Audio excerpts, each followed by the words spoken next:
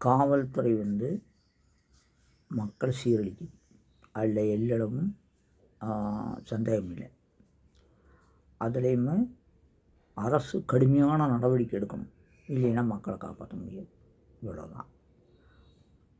மாவட்ட ஆட்சியர் 18ஆம் தேதி சொல்கிறாங்க, இந்த மாதிரி அப்படின்னு சொல்கிறாங்க. காவல்துறை அப்படி நடக்கலை. அது மட்டும் இல்லை, சரவணம்பட்டி காவல்துறை மாவட்ட ஆட்சியரினுடைய மனுவை விசாரணை பண்ணாமல் அப்படியே கிடப்பில் போட்டு வச்சுருக்காங்க. விசாரணை அறிக்கையை மாவட்ட ஆட்சியருக்கும் அனுப்பணும், பாதிக்கப்பட்டவருக்கும் கொடுக்கணும். இதுதான் முறையான விசாரணை.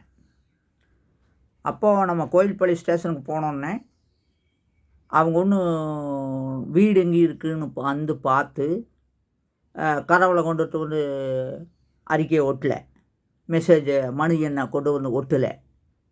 அவங்க என்ன பண்ணாங்கன்னா மெசேஜை பாஸ் பண்ணாங்க. ஆக மொத்தத்தில் காவல்துறை மாவட்ட ஆட்சியரினுடைய உத்தரவையும் மீறுகிறது. ஆமாம், அதனால் அப்படின்னா காவல்துறை விட்ட நம்ம அப்பாவிகள் எப்படி நடந்துக்கணும், தயவு செஞ்சு நம்ம உஷாராக நடக்கணும். இல்லைன்னா நம்மளை சிக்க வச்சுருவாங்க. அதனால் காவல்துறை விட்டு கொஞ்சம் உஷாராக நடங்க. ஆணையரிடம் என்ன நடக்கிறாங்கன்னு